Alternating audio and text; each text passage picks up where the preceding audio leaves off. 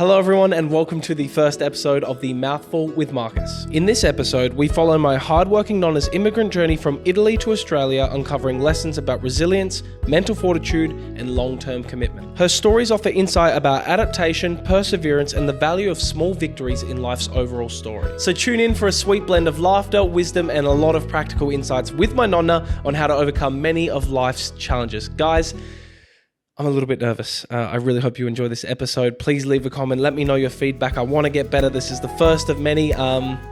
This is the Mouthful with Marcus, and I'm glad that you're here with me. Let's make this the first of many. Enjoy. All right. Well, that was the planning stage done. Guys, I'm a little bit rusty. This here will be the first episode of the Mouthful with Marcus. I'm just going to get straight into it. Today's guest is my beautiful, beloved Nonna Teresa, and I've chosen her... Forgive me, I'm a little bit rusty / nervous because she sort of represents what I'm going through with this same episode in the sense of I've always wanted to do a podcast. I've always wanted to connect with you guys. And I've been a little bit worried about starting. I've been procrastinating it, scared to shoot the first episode, worried about how I'll perform. But the same way, and we're going to talk about Nonna's immigration story to Australia, I need to remind myself that everything you have now is everything you need to start. So we're just jumping straight into it. No, I'm a little bit nervous. Okay. That's beautiful to do with you, love. Thank you, Nonna. The Mouthful with Marcus is a podcast show where I talk to guests about themes of business, mindset, perspective, psychology, marketing, all the things that I talk about in real life that I never really get to share with food videos. And I figured Nonna, my beautiful Nonna, is the perfect first guest because she has lived a very rich life, full of ups, full of downs, full of hard experiences. And it's ultimately led to her being an absolute superstar. Nonna, how's it going? Very good, thank you. When I'm with you, I'm happy because I love you so much. Oh, I love you too, Nonna. Are you excited to be talking to the guests? Yes, Nonna? I am, because I never done this before. Neither. we're in this together. We bought the sign. Yeah, I feel like I probably could have done a better job describing what the show is, but essentially I don't want this to be a self-help podcast where I teach people how to live their life. I figured it's very important to document the steps. And obviously I'm a 23-year-old who's run a business for 3 years and I'm in the process of building that business. I want to document it and I want to share the lessons along the way and speak to wise people like you so that the audience can have value too. So if you're listening, this is going to be a jam-packed episode. Make sure to hit the subscribe button. Make sure to follow the podcast. I don't even know if this is on Spotify yet. Nonna is about to drop some bombs of wisdom. So yeah, I want this to be here's how I'm doing it, not here's how I did it, because I'm very far from having made it or like being massively successful. This podcast is being shot in my parents' garage right now. So we're making do with what we have, and that is the story of your life. And Speaking of segues, Nonna, do you want to tell us a little bit in summary about how your life went? We'll get into details, but I would like to know from when you were a kid to when you got to Australia. My life went with the bill, close to a lot of people all the time. We were a big family. Went to be my own for a while. It was, in one way I was sad, in another way I was happy because I learned life. So Nonna, the hard way. Correct. Nonna, you told me a lot about how when you were growing up, your family was very, very poor, and after the war, things were very hard in Italy, which is why you came here. It was. Do you want to tell me what it was like going to school in Italy? What was it like when you were a kid? You had to look after your sick mum. Tell me about that. Yes. When I was little, you start the kindergarten at 5 for 1 year, and you have to wear black uniform with a white collar. My mama was a special dressmaker because she grew up in orphanage because she didn't have a father. So your mum was an orphan, Nonna? Yeah, but the father died in war when she was 2 years old. So to my father was 5 when the father. I never had a grandfather. But I had two beautiful Maria. So my Nonna. You always say, Nonna, you didn't have a big family, you didn't have much money, it was very hard, but the family you did have, you loved very much. I love very much. It's a beautiful family. A beautiful family, poor, but together. Can you tell me what makes a family beautiful? I know that sounds like a broad question, but obviously, like you said, that circumstance isn't the greatest family circumstance, but you loved it nonetheless. Why? The first thing, I'm telling you the truth, the special thing I had to share with the family and with the others, which will make me happy to see what I saw. So you're saying that you looked after each other as a family Yeah, you unit? look after, if you got a little thing, you share. And I'm still love to do that today, make me happy. Correct. I can tell you've always been a very giving person. Nonna. Yeah, I love it because they help me live and help me learn life in a hard way, which a little thing makes me very happy. Okay.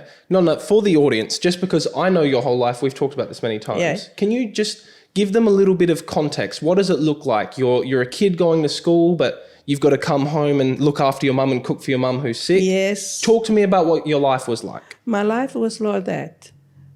When I wasn't even 7 years old, my father made a little stall. My mother was most of the time in hospital. When she was all right, she teach me a lot. Anyway, so that little stool I make a pasta the first time. And my father went to work. He come home for lunch. And I did a disaster. They give me 2 eggs and water because the eggs my grandmother sell to buy anchovy. Oh no! So you've taken the family. I used to hide anchovy. Yeah. But you have to agree whatever the old one say because that's what should be. Anyway, so I make this pasta, put a little bit more water, it was too soft. I put a little bit more flour, it was too hard. End up to be big thing, I couldn't even move. So I cut in half and I tried through the window, which my Nonna, when she came, she saw, of course she started to tell me off before. Because you wasted the food. But that little bit I had left, I made it. And when I cooked, not properly, because it was the first time. And when I went to put in a plate for my father, and then I had a little plate for me, I said, Dad, I don't like this, it's horrible, it's nothing like my mother. So you learned the lesson quickly. Yeah, and my father said, I really enjoy, this is the first thing I enjoy in my life because you made it. And that made me happy. That made me happy, and then I get better and better. It took me a long time. I feel like that was probably that story there is a big stepping stone in your life in the sense of like, you've always been a very good learner, right? Yes. And obviously, you know, I can relate to that a lot as well. Like when you learn things and you get better at things and you can see the progress and you're rewarded, you know, people compliment you or you receive the feedback, which is like really encouraging to go again. That's been a story of your life, Nonna. It now, is. Just again, sorry to, maybe my hosting skills aren't great. Let's rewind. Past the story, cool. Yeah. Can you tell us about what life was like in Italy? I recall you saying it was often very, very cold and snowing and you were poor and you had to go to school and then come home and look after your mum. Yeah. Was it very hard being a kid in Italy back in the day? It was hard, but it was happy in different way. We were free. Even at night time, in Italy, it's like we used to call it lucciole. At night time, all our cousins, I had 37 cousins. Nonna had 10 we're Italian, children. by the way. Would you guess, Nonna? Yeah, Nonna had 10 children. Anyway, we were big family when we were all together. It was a big feast. Say, when it was Nonna's birthday, we was all there. And it was just a big feast. Are you saying because of your situation, you were satisfied with the smaller things? You were grateful? We were happy, grateful with the little things, you know? Like, see, when we do the corn, you know? We do the corn, there was no machine. All the people work night time and put a big thing to see because he can't see, you know? And one of my father brother play piano accordion, the same song every day. We used to every day. Nonna, don't you think that is such a, sorry to get preachy here, but don't you think that is such an interesting, stark contrast to the world we live in now? Exactly. Where you're listening to the same song every day, you got barely any food, and a feast now, back in the day for you, was a couple of plates of food. A feast now, here in our house, is like a whole banquet, right? Exactly. But you were so much happier than our generation because I mean, I guess the less you know, the better. Back in that day, less technology, less phones, you've seen less. You're happy with the simple things. We were simple things, it was a lot for us. The first time the corn started to grow, because I used to go in the land with my grandmother, and we picked the corn, you know, and we take there, and Nonna put the fire on, and we roast. There was a fish. It was so beautiful. Yeah. It was so beautiful. It's interesting, like... we're in a world now where we have access to so much, and social media tells us so much that's, not in our lives. We consume so much of other people's lives, and we have these expectations of what life should be. Whereas when you were growing up, it's you learn and you live as you go, and everything you have is everything you need. Every day you learn something. Yeah. See, they used to plant something, I don't know what you call in English, to make a cotton, right? Mm-hmm. Then they used to make a big bunch, and there was a big river where we live. And then they stop in one way, I put this bunch of stuff. After 1 week, they become white. That's interest. It was interest to me because I was young. Anyway, and then in one way, Nonna makes cotton with her. And then she got this thing, I don't know, we call it telaio in Italian. They make material. But before she make the material, she put in a wall this cotton. And then she put in a rolling thing, and then she got like this, put the thing in the cotton in. It was so interesting to see that to make a cotton. You sound like obviously I already know this, but I'm trying to paint you well to the audience. You're a very grateful person, despite the good and the bad and everything like that. You had everything you wanted in Italy, but it leads me to the next part of what I want to ask you, Nonna, is sure, you were very grateful for your life in Italy, but no doubt it was very hard, and you just come from the war, there wasn't much money, and you knew people were immigrating to Australia. Can you talk to me about keep it very, very broad and summative, Nonna, so that I don't want to bore you guys, but it's not that you're boring, Nonna, it's more just, I want to highlight now, because there might be immigrants that are coming to Australia now listening to this, or there might be people who are third generation Italian. Am I third generation? Yeah. Third generation Italians watching who have nonnas or have people who immigrated here and started their life in Australia. What they've done. People like you saw the opportunity in Australia. It wasn't going to be easy, but you've built a life here, and because of your hard work, I get to blossom. My life is easier because of you. Exactly. What I want to ask, Nonna, is what made you make the decision to come to Australia? And if you could be brief, talk to me about what that experience was like initially when you came here. The first thing was to get better, to learn another language, because my father speaks a few languages. But why'd you want to come to Australia, Nonna? To change my life. I wanted to get better because, I wanted to learn more every day. Even now, I like to learn even more. And you thought that Australia would be a better vehicle, a better place to learn? It was. Were you scared, Nonna, when you how old were you when you came here? I wasn't even 20. So you were younger than I am now, and Nonna, in my head, I'm a baby, right? I'm still very much learning the way of life. I still think, Marcus, the girls mature a lot faster than the boys. Very true. It's very true. Because at 12 years old, I used to do miracle. I used to do bad thing too. When my father got Everest in afternoon in the summer, that man bike. And so I got straight away there. And you go ride the bike? I can ride the bike. Oh Under there, I put my little leg. Anyway, it was like that when you got down. So the women at that time used to go where the water is, because we didn't have water in the house, in a place where you can wash and when you can get water and take home. Yeah. It was this lady, she has something in her hands, and walk, right? Yeah. I come, and there was a bit of stone on the ground, no. And I put the wheel between her legs, she fall off. Oh my God, what am I going to do now? Okay, Nonna, let me rein you back in to immigration. Do you need water? Yes, please. Okay, all right, pause. Here you go, Nonna, and you can just put it on the coffee table next to you, all right? Thank you. Okay, we are back and Nonna is hydrating. Nonna, so you're 19 years old, you're a kid, right? 19 years old, you're a kid, and you've made the decision to come to a new country on your own. You don't speak the language. You also don't have a job yet. No, right? no, nothing. No else, nothing. So you are now in pursuit of a dream to change your life. Yes. You are scared. It is hard. Can you tell me, what was it like when you first came here? What were the things that you learned? How did you overcome the daily minute of I don't know if that was the right word. Everything was strange to me. The food was different. The life was different. The language and understand the words. So the first thing I decided, the first day I was in Australia, I'm going to learn the first words. From then on, every day I got a pen and paper. I write in Italian. and not properly English because I couldn't write, but I understand. See, that's how I learned English. I had a birthday after 6 months I was here. Everybody killed themselves laugh because I wanted to speak in English. You should hear my English. Oh my God. You had to be Italian to understand because you wouldn't understand. But I did. I wasn't shy.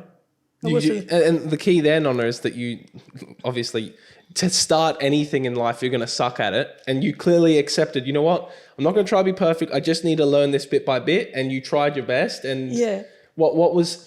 you've told me a story once before about a bus, Nonna. Oh. Can you tell me what... So this is... I want to paint the picture, because Nonna's told me this story already, of what it looks like to be a non-English speaking immigrant in Australia back in the day before... Adelaide, for example, was filled with Italian people. Nonna, what did you know about English and what happened? What happened that day, I found a little job in Adelaide Arcade. I had to go with the bus. So the bus, I'm going to walk to Anzac away from the Marion Road. I'm going to get the bus. I got the town at high heels, all dressed up. I got to work. I was, And the bus was so full, and they had that leather thing on the top. And you hold and go like this. What words in English did you know at this point, Nonna? I learned sorry. Sorry? And shut up. And shut up. Sorry and shut up. And maybe that a thank you. That was my two first words. Oh my God. That's my 2 words I learned first. So you get on this bus, what happens, I Nonna? got in this bus and the lady was in front of me. Another lady was back of me and the guy like this up so and it was full? Yeah, full. Oh, so full in Anzac. Anyway, so when I went back, I put the heels on top, a lady behind me foot. So you stepped on her foot? And I turned around and I said, oh, shut up. I forgot between those 2 words. So you stepped on someone's foot, and they got angry at you, and you told them... Oh, shut up. But she went mad. I said, what happened? I'm not sure, Nonna. Testing. Okay, well, these are the teething issues we have with episode 1. I've run many tests on this audio recording gear. There is a slight chance. Luckily, we have backup audio because my business is to be a videographer, so I'm used to, having backups, but we may not have just been recording the audio just then, which makes no sense because I triple checked. But Nonna, we will continue. I have backups for this reason. See, this is what I'm talking about with podcasts and trying new things is... I've been scared and worried about things going wrong, that I have been procrastinating and just not doing it at all. Now we're doing it, and the thing that I was worried about might have just happened for all I know, but we're here, we push on Nonna just like you did as an immigrant. My next question to you is, obviously you've just told us about your language barrier, right? Yeah. And over time you got better at speaking English. I want to talk to you now about the other tasks that you had to juggle, which is, cool, you're in a new country, you don't know anyone, you're building relationships with people, you're learning a new language, but you also have to survive, Nonna. There's no money. You don't have money. You were poor in Italy, now you're poor in Australia. Well, again, I didn't even have money to go and cut my long hair. There we go. So you had to let your hair grow out. It wasn't easy for you, Nonna. I want to ask you questions about your work life. I hear stories of you working big hours per week. Yeah. What was it like? Tell me about what your daily week looked like. It was you're looking for. You got to work and you think, what can I do the weekend? Where can work the weekend? See, I used to go in the land, pick up the olives, pick up the lettuce. They used to pay me a little bit. And when I used to go and pick the potatoes, they give me the potatoes for a week, and they pay me a little bit. And I used to enjoy. And then I opened a bank book with £1. Oh, my God. Yeah, I was so happy I had £1. £1, you buy a lot. So because I wasn't 21, I get £7, 7 and 6 a week. And the rent was so dear, £3.5 rent for a veranda and a shared kitchen, not your kitchen in your own. So you started very from scratch, Oh, Nonna. very, very, very. So I had to go to work from Italy, from Plymouth it was that time, to Woodville. Well, I started working old enough. I didn't like working there, and I want a different job. So somebody said to me, look, they wanted the people can sew leather. They want some girls. I went there. Somebody took me there. They dropped me, and I went there in the personal office. I didn't know one word in English. Oh my God. So they asked me things, and I said, only the bad habit I had, and sometimes I'm doing even now. I say yes all the time, even when I don't understand. I should think before I talk. But sometimes, I laugh. Anyway, I went there. I don't know what I'm talking about. So they asked me. Then they call him interpret. They call Maria Joey. Oh, they went The to the fuck's cab. going on? Is this thing out of battery or something? So strange. This thing is brand new. That should not be happening. Nonna, we're doing so well. Nonna, we're going to do a brief intermission again. Guys, bear with us, all right? Bear with us. Oh, full battery. Look at that, Nonna. Right now, I can hear now. Sorry, Nonna, third time lucky. Guys, this is the thing. I don't want to get too preachy and I want this to be about Nonna, but this is the exact example and prime example of learn by doing. I have watched so many how to start a podcast videos. I've studied the podcasts I love. I've had a business for 3 years that quite literally operates to capture content for businesses and myself. This is definitely not my first rodeo with capturing content, but it is definitely my first rodeo with podcasting. And I've already learned more, Nonna, in 20 minutes than I have of 3 weeks of studying this thing.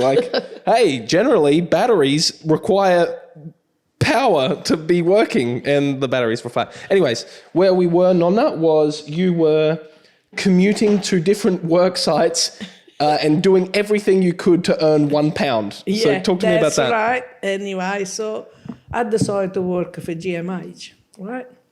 It was far away. I didn't have a bike. I didn't know how to get 2-3 buses to get there. So I used to go from Plimpton with a push bike to Woodville.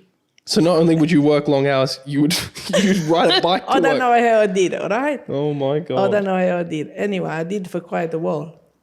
But anyway, so I went to ask for a job, and I didn't speak one word in English. I don't know what he said. I said, yeah. And then said, we must get an interpret. We got an Yugoslav called Maria Jovic. She was wonderful. Mm-hmm. Anyway, she comes, she said, why you say yes all the time? They ask you if you were married, you said yes. They ask you if you were single, you said yes. This little girl. No, how did you survive working and trying to do a job if you don't even understand what's happening? I don't know how I did, now I tell you. Yeah. No, you still do that now. Yeah, still. You still do that now. Sometimes when I don't understand, Yeah, you just get it over with. Yeah, that's all right. So, Nonna, you're setting the scene for, okay, you've left a very hard life in Italy. Yeah. You're now in Australia, and sure, the weather might be a bit better, but it's still a very hard life. Oh, very hard. What I want to ask you next, Nonna, is a lot of the people watching here are young people like me, right? And a lot of these people... They're going to be shocked. Yeah, not just that, Nonna, but a lot of, I'm guilty of this too. A lot of us have privileges that you don't. Now, that you didn't, sorry. Now, I'm not saying that that's a curse on us. We are very, very blessed. But the cost of that and what I've found, with our generation, for example, is because of said privilege, it almost makes us a little bit more complacent than you were. Actually, it guaranteed makes us more complacent. We're a little bit lazier. I'm not saying this applies to me, and I'm not saying this applies to you. I'm just saying us as a generation. I look at Nonna's generation as if more people were like Nonna, the world would be a better place. There's this, Nonna, you might know the quote. I'm going to change the gender, but I'll change oh God, that's going to be clippable. I'm going to change the gender from the quote's about men, but I'm going to make it to humans. It's hard times create strong humans. Strong humans create good times. Good times create weak humans. And weak humans create hard times. And I feel like the reason why I find you so interesting, Nonna, and I try and learn so much from you, is because you were the strong human that adapted from the hard times and created good times. So you came to Australia, you built our family, you literally, immigrants built Australia, right? Your hard work, everything you did in the factory, that's what got the economy going after the war, X, Y, and Z, right? Hard times create strong humans. You're a strong human, Nonna. Strong humans create good times. Yes. We're living in the good times right now. I know it seems hard, everyone, complains about price of goods, how hard it is to get a job and all the other issues that come with this generation. I'm not saying it's perfect, but the good times create weak humans. And what I worry, Nonna, is that, me included, I'm not perfect, right? We complain more, we have less motivation, there's always new issues with us, right? Because everything's good and we are weak, right? Where I'm going with this, Nonna, is you were the strong person in the hard times. Do you have any advice for the audience, or do you have any tips, or did you learn anything about how did you stay motivated? How did you keep going when you're waking up early, you're going to sleep at night, you don't understand the language? Your situation sucks, Nonna. Yeah. It sucks. How did you keep going? What's the advice? I'm telling you, I used to get happy. Every day I learn one word more. And they make me happy. Every day. At the end of the week, I know 5 words more. So you're saying even though it was hard, you had a gratitude? Yes. You're grateful? And I was so nice to be with the people. And I wrote a letter to my mother. I said, I miss you so much, my family. I really did. It was horrible. But I love Australia because in Italy it's different life. See, you go to the doctor, you got to speak real Italian and you be treated like a law and they're high. In Australia, my next door was a doctor and he cut the lawn. I couldn't believe it. Cuts your lawn? Yes. Oh, so you're saying like it was good that like there's a sense of community in Australia. Exactly. People help each other. That's what I'm trying to tell. He was a doctor. In Italy, the doctor have a servant and they have this. Yeah, don't come near me unless you're going to pay me. No, you have to talk good English. You are just low and they're high. Yeah. In Australia, I said to my mother, I would love to go back if I got no money to come back first. But I love Australia because we are all the same. So Nonna, you're saying to the audience that let's try and make it relatable for them, right? Because at the end of the day, most of the people listening to this probably reside in Australia. I don't know what everybody's situation is, but they definitely, high chance, weren't going through what you went through. You're saying for the hard times in their life, it's very, very important to find the things to be grateful for. Yes. Okay. Were there ever any times, Nonna, where you finish work one night, you're exhausted, you're tired, and you're like, you know what? I want to give up. I don't want to do this anymore. This sucks. What did you tell yourself in those situations? I tell to myself, the more I work, the more I could put money in the bank. What I used to do, I buy a second-hand sewing machine, right? The pedal, no electric, nothing, right? When I go home, I have something to eat because I cook something tonight for tomorrow night, right? I have something to eat and then I start work. I sew dress for people. I do something and I get extra money and it makes me so happy. I have my own money. So you liked building your life up. It was like a video game for you, Nonna. The more you play, the better your character gets. The more you get it. Correct. And then I try so hard. And the best thing I had, I love people, I love to be with people, and I love to teach people what I know. All right? So I done that all the time. All right? But sometimes it was hurt because I didn't understand the language. And some people, not everybody, because it was good people. Australian people was respectable to me. They loved me. First because I was blonde with blue eye, they thought I was Australian. When I talk, they say, I don't know what they say. Yeah, I forget. I mean, we won't get into it, Nonna, but we're also forgetting the fact that you grew up in a time in Australia where, I'm not saying racism's fixed here in Australia, but like it definitely wasn't cool to be Italian back then. Like your food was considered disgusting. Yeah. Your language, you were an alien. So you were not only an outsider, but you were an outsider who didn't understand the way of the world yet. And one morning I went to work and I teach a lady called June. We become a friend after. When she was really awesome where I was, she loved me. But when I used to go and teach sewing later, and she said one morning, no, another word. Oh. And I didn't understand. I said, thank you. Thank you. Oh my God, no. I went home, I asked somebody what that words was. Yeah. Oh. Can't believe they said that. Can't believe they said that. I said, what am I going to do now? She called me again, what am I going to say? Because I didn't know what to say. Yeah. And then she called me again. Tell her to fuck off. No, why? And I said, you. That's all I understand. She knew I understood because when she told me walk, and I said, you. That's all I can say. Oh my God. But she became my friend. She loved me. Nonetheless, Nonna, you pushed on and you kept going.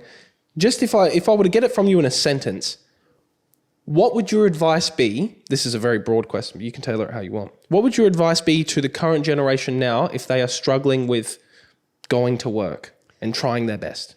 To be strong and to get happy, not sad, because if you sad, you can't do nothing after. Question, Nonna, what about the people who decide, well, it's almost not my choice to be happy or sad. I don't feel happy. I don't feel happy and I don't want to work. What do you say to them? Because, for example, Nonna, you know me, I take a lot of inspiration from you, right? There are so many times with my business where I've run into issues, I'm going into debt. Things are really, really, really stressful, that's right? Everybody, that's life. That is life, correct. And your perspective is important. But what I mean to say is there are people out there right now, Nonna, where they can't seem to, I've always seen, at the end of the day, the goal is just, sounds so cliche, but like never give up, right? It sounds so cliche. You hear it a million times. And what does it actually mean?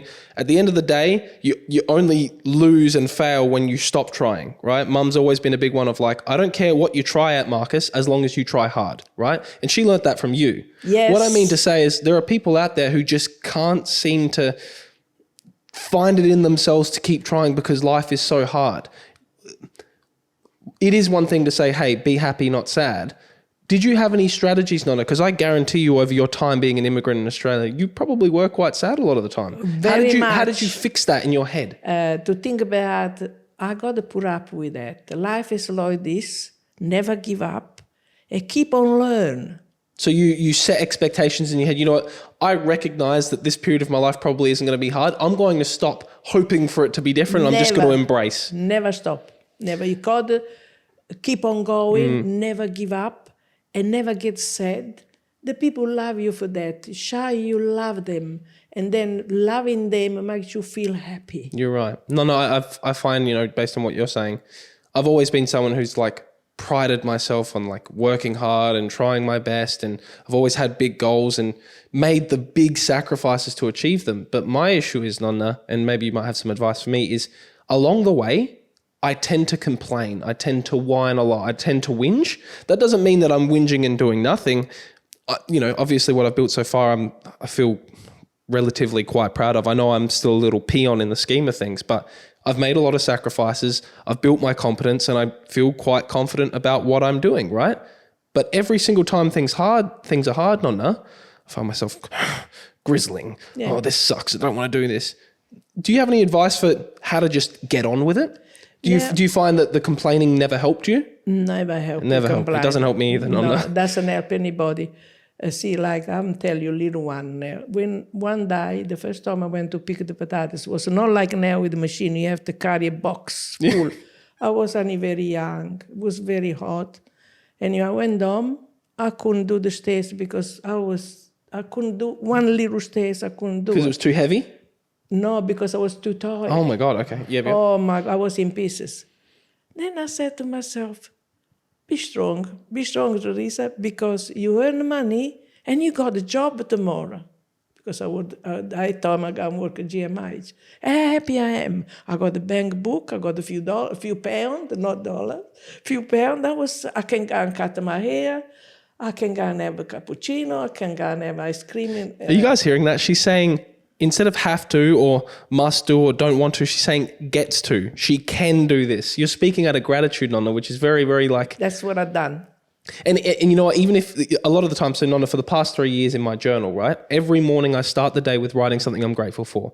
A lot of the times I'll be writing like fuck, it's fucking 5 a.m. in the morning. I don't want to be at my office right now. I'm tired, but I know I have to do the work. How can I be grateful? I don't do that to find a reason to be grateful for the clouds and the weather or my health or my legs. It's to set that frame of mind every day as a reminder. Okay, look, remind yourself to feel grateful about something. You might not really feel it, but if you can encourage your brain to do it, it'll impact the way you make your decisions. And that's what I've done. So on those stairs, Nonna, when you're carrying the potatoes, you're probably thinking, I'm not grateful for this job. I don't want to do this. But you tell yourself nonetheless, you know what I mean? And then you do feel grateful. Exactly. And then I think, well, this is extra money for me.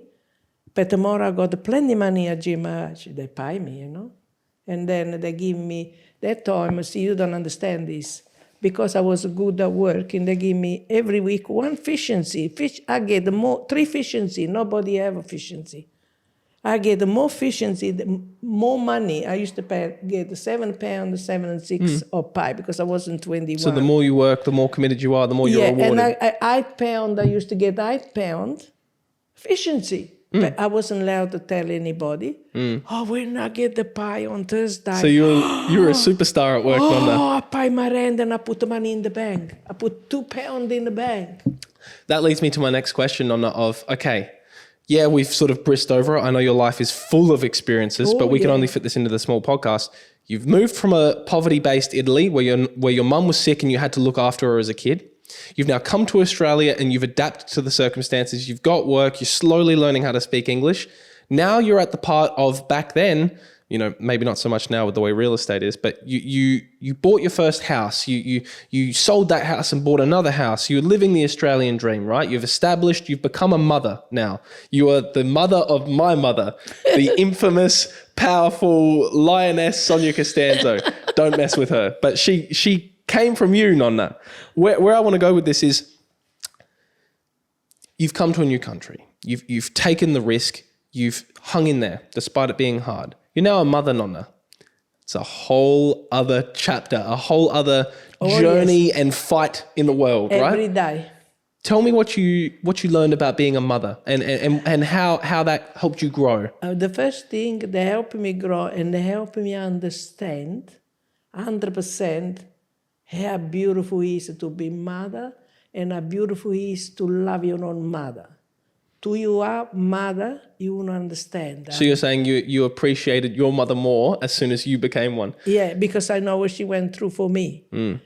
And I was so happy just to see, you know, this beautiful growing up in my arm was something special. I love children. I feel like I need to, like, Mum reminds me all the time. She goes, until you're a parent, you'll never understand why I make the decisions I make. She hear from me all the time. And it's so hard for me as the kid who's not a parent, who's like, Mum, like, I understand there's a level of respect I must have for you as my mother, but then at the same time, from human to human, I'm presenting you a logical idea that will improve your decision-making process. Let's say we're disagreeing on something. I'll say, Mum, here's the facts and the logic. You take that on if you want. And then she'll go, Braz, like, I don't care about your facts or your logic. I don't care who's wrong or right. At the end of the day, I'm making a decision from a scope and a perspective that you just can't understand as not being a parent.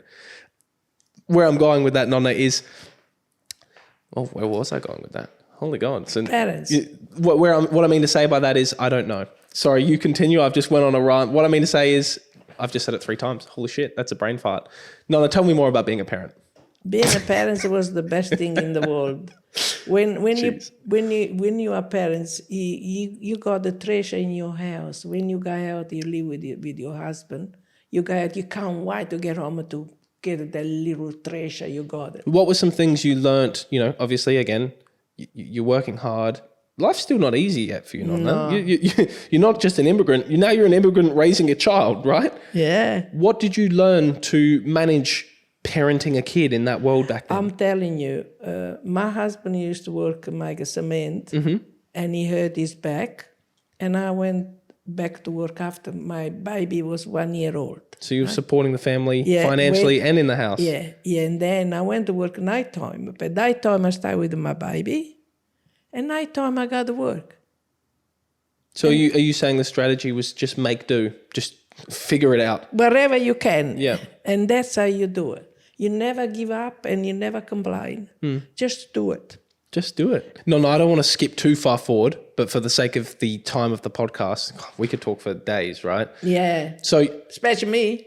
I never finished talking. You've raised your child now. You've learnt the lessons of raising a child in Australia. Obviously, you know, the best part is because of the fundamentals you're saying of, you know, try your best, stick with it, work hard, don't complain. You've built your life into something quite good now. You're pretty safe. You've got your house. Your kid's Sonia Costanzo, so you're pretty safe. Like she's fine. Yeah. Your daughter now is having kids, so you're becoming the Nonna, right? Oh, that was the best that's thing. Another stage. You've been the mother. Now you're the Nonna. Yeah. I'm going to skip past the Nonna stage for some context without having to explain, without having to ask Nonna questions. Nonna is the most caring Nonna and I know everyone will say that about their Nonna, but genuinely I have proof to say that Nonna is the hardest working person, but also the hardest working person for her grandkids. She essentially raised us as a second mum growing up. She fed us. She taught me half of the values I have now. She taught me to cook. So half of the cooking you see in my page was come from Nonna. We spent our lives at her house growing up, and she did everything she could to give us love and be there for us. And I'm not saying like, we were sheltered and mollycoddled and like, bubble wrap kids, but the biggest privilege we had was that we had parental figures in our lives that were there for us. Even if shit sucked and they were chasing us around with a broom. Whenever I misbehaved, Nonna would chase me with a broom. But never give it to you. Yeah, correct. But where I'm going with that is, and the world probably needs more of it now, of like just parents that are there for their kids, even for the hard times of like teaching them lessons. Like definitely, Nonna, how much do me and mum fight? Very hard. Every single day. It's probably unhealthy. Like me and mama, we are very, very similar. So we butt heads like two rams, right? But the reason I'm mentioning this is she's still there for me the same way you were there for me. And we might not agree and might not always be happy, sunshine and rainbows, but I'm blessed and I wish it more for the kids in the world now to just have parental figures in their lives that, sure, they could be good role models or bad models, but people that are just there giving time. So firstly, thank you. You're a kick-ass Nonna. You've done a great job. The reason I'm making these establishing points is, okay, you've immigrated to Australia. We've skipped over a big amount of that, but I'm glad that you can share with the people, points of advice. You are now here in this garage, right? And I enjoy being with you and with my family. I enjoy being with you too, Nonna. You've come to Australia. You've built this life for us. You've given us this privilege. You've made my life better. Here's the thing, Nonna, and here's the thing I respect about you most. Let's just pretend every story you just told me never happened in this podcast, right? Yeah. You now, as a person, are still just as sharp as you were when you came here. I am. I do not know any old person who remembers the details you remember. Nonna, your memory's better than mine and I'm 23. Right? You remember things, you speak eloquently. She still works in the garden every single day. She's a competent human. Like she's been retired for 20 odd years, but she's still in society. I'm still working. The economy's still turning because of Nonna, right? Yeah. I want to ask you about why. I want to ask you about that because I think, Nonna, you in the brain, you're still young, yeah, right? I wanted to do what I did when I was young. Correct. Why is it that you are this way and that you look at other old people and they're slower or they're miserable? Why are they miserable, Nonna? Talk to me. I'm telling you why they're miserable. I got a lot of friends. They used to call me in Italian a contadina. I mean, you just work in a garden, They used to tell me they never work in a garden. They do the beautiful life and now I work. So they're saying, you live a hard life. I don't want to do that. I want to live an easy life inside. Yeah, easy life, no good. Why? Because when you work, you think, oh, what am I going to do next? That's how I am. I cook something or do something in the garden. After that. Your mind is occupied.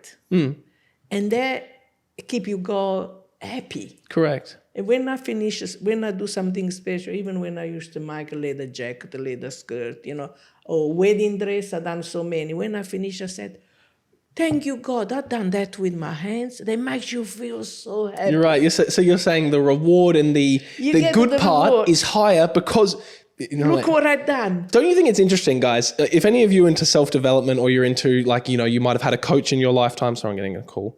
You might have had a coach in your lifetime or you watch podcasts about people who have succeeded in life. The story is always the same.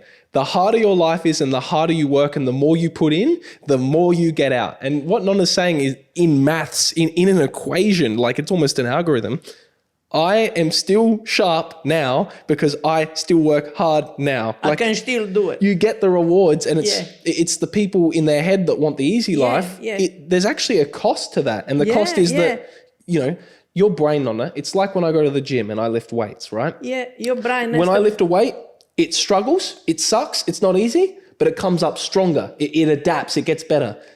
That is your life, Nonna. Your life is not easy, but you got to make it easy. And that's what I'm trying to do very hard. Some women, they criticize me because, oh, look at her, what's she doing? I do that because I wanted to do, because I know it's good for me. because your brain is occupied. You don't sit there and say, oh, I'm tired. And you never hear me say, Nonna, can you tell me what happens to the people who, look, a lot of people, Nonna, at the end of the day, we're all human. So like I work big hours per week. I try my very best to be disciplined and make sacrifices. Yeah. But even in my head, Nonna, as a young business owner, I do everything I do for you and mum, right? You've worked so hard to build us your life. I don't want to be the kid who screws that up. I want to build on what you've built, right? I'm so proud of you, Bello. I appreciate that. Now, the reason I say that, Nonna, is there are so many days where I just say, oh, I don't want to do that. I want to sit. Oh, I want to point at the hard workers and say, oh, you live your busy life. I want to sleep in bed, right? But I still push myself and I try. Good. Can you talk to me more about what you've seen in the world for the people who don't push themselves like you did? I seen that people, I feel sorry for them. Why?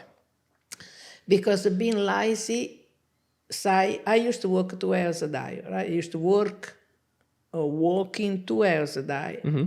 Because walking? You're saying walking, not working. Walking. Walking 2 hours a day. Yep. Walking. I used to walk to Foodland. I used to walk to Kmart. And then I started a little bit less. I could not go back to 2 hours work, a bit, an hour and 3/4. You got to continue doing it. Don't stop. It's almost like, we've got this idea in the world, Nonna, where to be successful is to reach a certain point. Exactly. But the mindset's wrong. It's to be successful is to stay doing the thing you're doing. Like it's not like, for me, it's not succeeding in business and then exiting because I've made money. Like the game is the business itself. It's how long you can stay in business. I learned this from Alex Hormozy, if any of you guys watch this. And it's the same as you, Nonna, for your mental happiness and for your physical health. It's Keep like on going. the goal is not to get in shape. The goal is to stay in shape. The goal is not to get smart and try hard and adapt your brain and learn new things. The goal is to continue doing that. Yes. Which is why you are what you are, Nonna, is because you're still learning now. Yeah, I'm still a learner. I never finish learn. My grandmother was 103. The day before she died, she said, oh, I haven't finished learning yet. We laugh. I said, Nonna is 103. It's almost like the way that our bodies are built to it. Like, obviously, you look at humans from before your time, right? Yeah. They adapted and they did everything they could to survive and continue the species. And their time was even harder than your time. Oh, they had to go hunt for their food, right? Yes. There are reward systems in our brain. Sorry to sound like a scientist here. There's definitely facts to back this up, but I'm just the spokesperson. There are reward systems in our brain that quite literally say, hey, if you struggle and we adapt and we get better because of it, you're not only going to feel better, you're going to live a better life, your body's going to be healthier. That's why I find you so interesting, Nonna, because you've taken that umbrella idea and you've applied it to everything. You learn more when you cook. You learn more when you learn your new language. You learn more when you go in the garden. Your body learns more when it moves. Yeah. You're not, the best part about you, Nonna, is you're not atrophying. You're actually like, you're old, and obviously old people, like their bodies start, you've shrunk 20 centimeters since I've known you, Nonna. Oh, I shrunk 9 centimeters. Nonna's like a hobbit, right? I said to my daughter, he said to me, oh, Teresa, you are 9 centimeters short. That is not fair because I was short for start. You're already short. But what I mean to say is, of course, yes, humans, when they get old, their body isn't as strong or as fit. But Nonna, you're not done fighting. You're not. So many old people, they're like, oh man, I've got nothing to do. I'm retired. This sucks. And then they're in their head too much, Nonna. You got no time to think. No. You're busier than me. Sometimes I sit down and I said, what can I do next? That, Nonna. And then my daughter told me off, Mom, sit down. A lot of people could take a lot of, I know it's not like Nonna's giving us the secrets to a better life. These are all things we know and just things that we don't enact, because a lot of the time sitting around and complaining is much easier, Nonna. It is much easier, right? Can you talk to me about discipline then? Because you yourself, there would have been numerous times where you'd be like, nah, don't want to do this. Nah, I'm retired. I want to sit on the couch all day. But you don't do it. Why? Because I put in my mind, my grandmother used to say to me, when you sit down, you start to think what you shouldn't think. Correct. But when you work, you think I achieve something and achieving more and more, and you get better life and you get happy. It's not good to be in your head too long. Nonna. I get very anxious, and I'm a very deep thinker. I'm thinking. Try not to do it. Yeah, it's like a tornado in my head a lot of the time. No, but don't do it. It is quieted by the hard work, which is why I think I'm addicted to it. Nonna. One help you that way. Yeah, I agree. No, this is bad podcast behavior. If I was a good host, I'd keep present with you, but I'm going to look at my little sheet because we're on the last little bit, and I want to make sure I'm asking you the right questions. Yes. This one might be a heavy one before we go into... Actually, no, I'll ask you two things, Nonna. What are the skills a young person should learn to excel in life? So just talk to the people watching right now who might not be immigrants. They're just living a normal life. They're going to school, or they might be going to university, or they might have a dream to start a business or make some money or build a family. What do they need? We all born... I wanted to study because I was a really good studier, right? But I couldn't do because I had to work, right? My good thing was to learn other language, to learn other people what they do, to achieve something. But I couldn't do what I wanted because we were very poor. When I went to high school, I was very good. I jumped to class when I was in the primary. I was the younger one to high school. I was 2 years younger than anybody else. And I thought I was on top of the world because what I'd done. And doing that, you do more and more. But then the poverty was a lot. I had to work. So you had to leave school. I couldn't achieve what I could do, what I could done. I couldn't achieve. But and then I thought I'd take another way. I learned with my aunt, we used to make shoes. I learned to sew in leather, right? And then I learned to sew children's clothes. Look, every day I learn something. My mother was a special dressmaker, but she... So you're saying to the audience, Nonna, that no matter what, always focus on learning. Always learning. All the time. Even now, I love to learn. Even now. Because doing that, you occupy your mind and you live better. And you're satisfied with yourself. And then when you finish... It's like, Nonna, people think that you're born... Like, people look at me as a very confident person, right? Yeah. And they say, I wish I was that confident. Like they almost treat confidence like you were born with it. Confidence is built by competence. And competence is built by doing the things that you're saying. Exactly. Which is like, of course, you're going to try something. And of course, as you try it more, you might suck, but you're going to get better at it. And when you get better at it, you feel proud. And then you repeat the process. Yeah, and you're proud of yourself. Even now, when I sit down for 5 minutes and I think, what I'm sitting down for? I want to do something. And I think to make something different, nobody make, right? Like food? Like a food or like a clothes. Same when I used to sew for George Cross, I sew all my life. And when I finish, I feel so proud of myself. I said, look what I do. I had to do more. No, can I less. Can I ask you, what is your advice to the person in the audience right now who doesn't feel confident at all? They're not confident at all because they haven't tried, but they're scared to try too. What's your advice? Dot point it. The advice to try hard, not too scared. Because if you're scared, you do nothing. And to proud of yourself when you started to do a little bit better, and that's how you do to get better. So perhaps the takeaway for the audience could be like, all right, you're scared to start, you don't have the confidence and you're worried about starting. You can build it. You're advanced, build it. So start very, very, very, very small. Yeah. If your goal is to get in shape, right? There's a million resources out there with different opinions on how to start, but like, what's the first thing you can do right now today that you can tick off as a win that makes you feel more confident? And if that is just going for a walk around the block, and that walk around the block is more than what you're doing right now, that counts as step one. Yeah. That's a tick. Like years ago, I wanted to learn French. What French do to me? I did to activate my brain. Yeah. And then Mrs. Smith, when I went there, I didn't understand. I haven't got the pronunciation for English. And then I said to her, can I write first in Italian and then in French? She had the shock of her life. Never see anybody do that. And I was, look what I've done. See, you write in Italian and then you write, that's how you learn the language. Correct. But you got to activate your brain. I didn't go to school. I don't need an older woman to go and learn French. What are you going to do with it? But you did it for the sake of doing it. You were in it for the game, Nonna. That's right. I love that. That's right. And you never get offended when they tell you that's not right. you appreciate it because that's how you learn. Because if I do something, if you say to me, oh, that's not good, oh, try again, a Try it different again. wine. Always keep But going. not get offended. You just put up with it. That's how you learn. So you're speaking a very long-term game. You're playing a long-term situation of, you know what, I have this goal to learn this thing, and in the short term it'd be very easy to stop when it gets hard, but no matter what, if my goal is to reach this certain skill, it just requires reps, time, and keep going. That's it. You're right. Which, speaking of, Nonna, this will be the last question for the podcast. Yeah. Maybe it's not so much a question. I've written on this piece of paper things Nonna knows or believes that the audience can take value from. And I've written in bold, traditional values, commitment, and long-term thinking. For a bit of context, obviously the world knows what's going on in the world right now, but Nonna, you've probably seen it in my generation. Everything is quick. Everything is short-term. Everything is replaceable. Everything is, it's what we want when we want it. And I know the people who are doing best in life are the ones that are able to delay that gratification and make long-term decisions.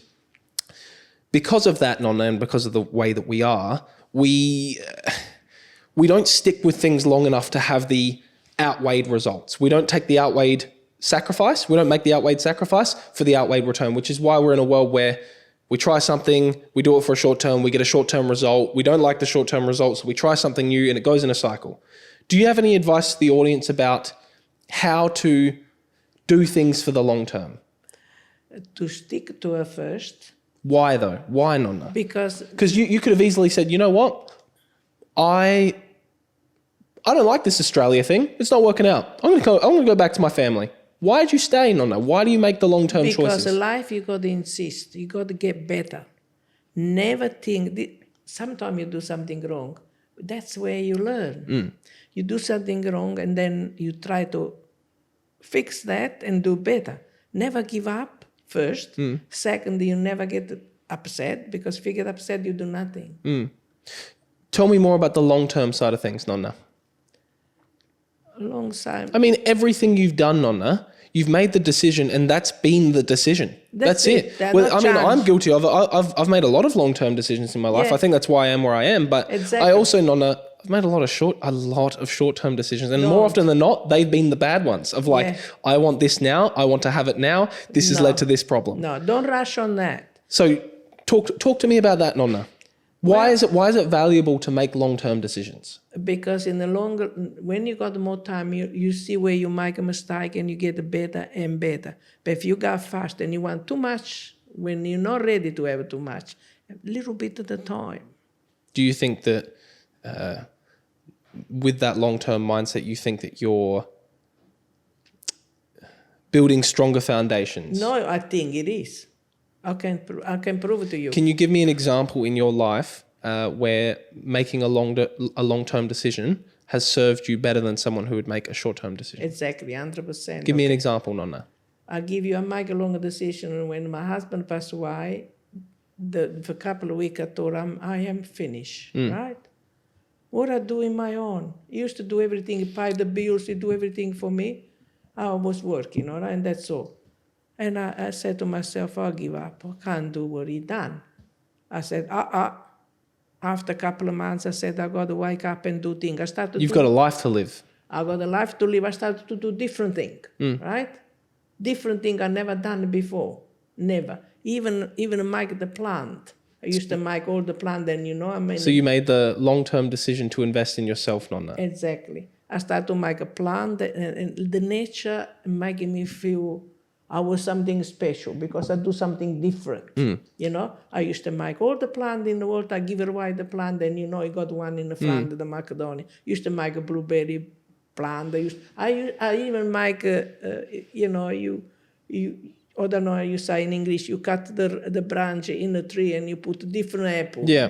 I even learned that by myself. I think, Nonna, that's and I'm very glad that you've mentioned Nonna, because I wasn't going to say anything. I'll touch on it briefly, Nonna. It's not going to be a big thing. But essentially, everything you've just heard from Nonna about her hard upbringing as a kid, I know I continue to repeat myself. Hard upbringing as a kid. She's come to Australia with no opportunity, no language. She's had a hard life. She's built herself into a family and done very successful. And she's actually a widow too. Like, She is on her own as a retired person, and she is still the level of skill that she has now. And the reason, thank you, Nonna, for mentioning, I wasn't going to bring it up, right? That's all right. Just for a bit of context, Nonna, imagine me, but an older man. Apparently that's exactly what he was like. So apparently he lives on through me or whatever. The reason I mention this, Nonna, is a lot of people, they like to compare themselves to other people. And I like to compare myself to you because you are the classic example of, and the reason I'm inspired is if they can, I can. Yeah. And so often people have, I want to do this, but this happened to me, or I have these circumstances, or this is my belief. Often when I'm complaining, Nonna, I think, okay, Nonna's done this, she's done this, she's done this, she's done this. She's old and she's a widow and has been on her own for 20 years and she still did it, which means if she can figure it out without technology and phones, I can do it too, which means you can do it too. I know that seems so obvious, and obviously there are a lot of intricacies on the way there, but Nonna, you have not had an easy life, and you are still here smiling, and it is very, very inspiring, and I respect you a lot, Nonna. You know, when the thing happen in life, because we all got problem, right? Don't keep that problem for long. Try to think something nice like, I'm gonna make myself a skirt. I'm gonna cook something special, and then you get over. But if you sit there, and you think about it too much. Just take it off your mind. Yep. It's not easy. And that doesn't mean suppress it or forget it or pretend it's not there. It's just still try, keep moving and get on with it, and let your brain attach itself to new things. Move on. Yeah, because if you, and Nonna, I have a bad habit of it, is I won't get into it too much on this podcast, and maybe as we all get closer as an audience, I'll tell you more about my past. But a lot of the times from some of the things that have happened to me or things I've done to myself, right? I live in the past a lot, and I use these past instances that have done damage to me as like, I wish this didn't happen. This has affected the way that I behave now. And I continue to remind myself, this thing. Try to forget it because when you live in the past, Nonna, you're stuck there. You're stuck. See, if I start to think in my past, it's bad.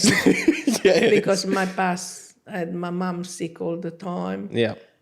Poverty, but we had a different life. We had a good thing too, for little things. Correct. But you're here now, Nonna, and that's the key. I think that probably there, Nonna, is the perfect part in this podcast, probably to end it.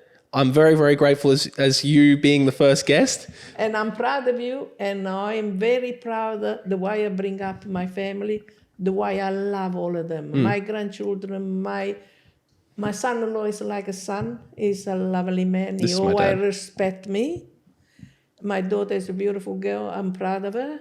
And my grandchildren have done a beautiful job. And thank you, God. And Nonna, and that, Nonna, genuinely, and I'm not giving you flowers for the sake of giving you flowers, but like that is quite literally a result of the foundations you set for the family. We all take inspiration from you. You're a powerhouse. You're a superhero. Do you have any superhero words to give the audience before we end this? Is there anything that you think that the younger generation would benefit from hearing, other than what you've said so far? What I tell to the young one, because I love young one too, to be strong, not to give up, don't think the bad thing all the time, and try to put away, because we all got it. Yeah. Right? You're saying everyone's got bad thoughts. Yeah, but how can you find the positive ones? Exactly. You got to think the positive before you think the negative. That's how you survive. Because if I start to think my life, I would cry now. But I don't want to do that. Yep. Because life is like this with everybody. Life is guys like this, not like that. Yep. And that's part of it. You got to be part of it, and you got to work out yourself where you can get better and strong.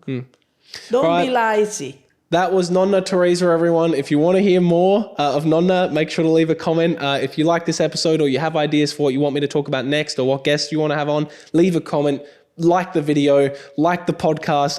Honestly, I don't know where this is going, but I appreciate you guys watching. I hope this first episode one is the first of many, many, many, many, many. I'm going to stick with it long term, just like Nonna did in her life. Thank you for watching, and thank you to Nonna. And I thank everybody to listen to me. Not the woman, I'm full of experience. All right, that's the podcast, guys. Thank you for watching the Mouthful with Marcus. Nonna, this little podcast recorder comes with sound effects. I'm going to use it more with my guests, but hold up. Let's see if I can do this.